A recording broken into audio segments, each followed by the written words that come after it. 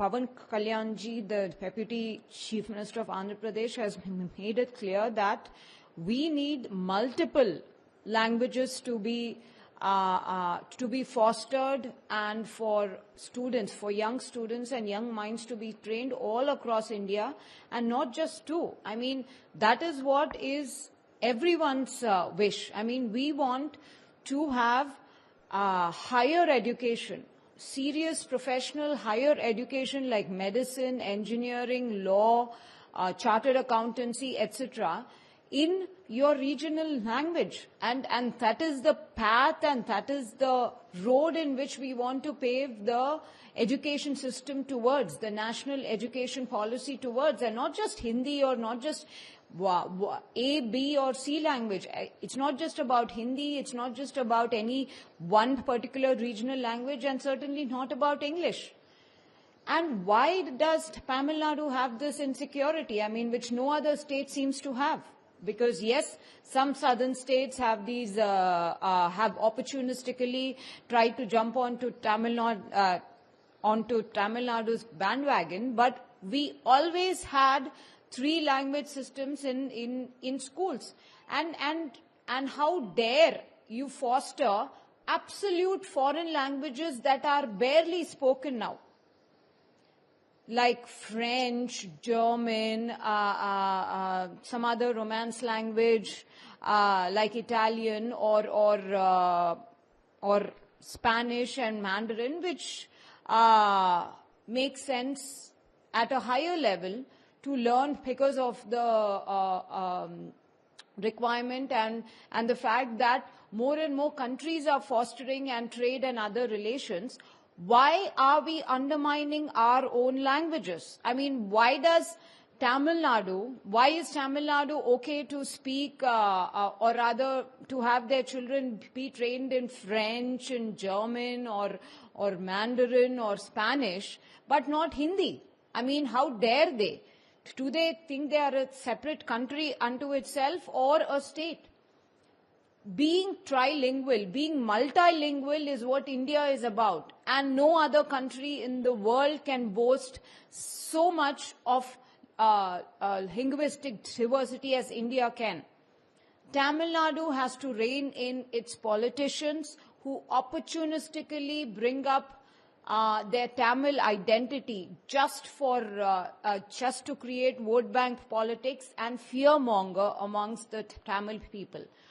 Most of India, or almost all of India, is trilingual. It's time we become multilinguistic. We are multilinguistic. It's time we foster it and increase it to greater heights.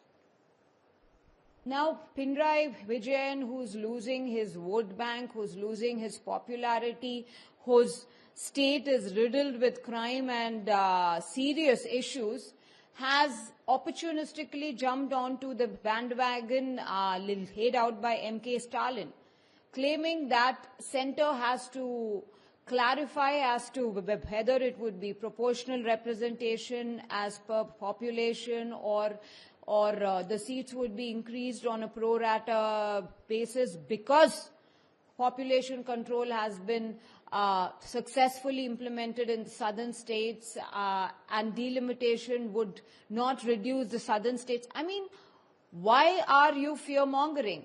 M.K. Stalin does not know the last or the first of delimitation as we speak right now, because the policy of delimitation also has not come out yet, and even the latest pro rata or any other measure through which every part of India would be equivalently represented has not come out yet. And M.K. Stalin dares to have a meeting on that and calls on all his southern counterparts. And of course, Pinarayi Vijayan, who's losing his state, his popularity, his rankings are sinking, also jumps onto the same bandwagon. First, get clarity. First, see what the delimitation that is going to be introduced in 2026 is going to be about. Then if you have issues, then if you have clarifications, if you have objections, raise them. How can you fearmonger the people of South India? How can you fearmonger the people and the legislators of South India in claiming that this is what is going to happen, although you yourself do not have clarity? This is what secessionism, intentional, deliberate secessionist politics are all about. And M.K. Stalin, for no other reason, because he is losing his state, is indulging in it. Now, first it was the national education policy, then it was the absolutely ludicrous stunt about the rupee and the refusal to use the rupee symbol. And all this, he claims, is under the pretext of delimitation. Mr. Stalin, stop fear-mongering. Don't listen to your son.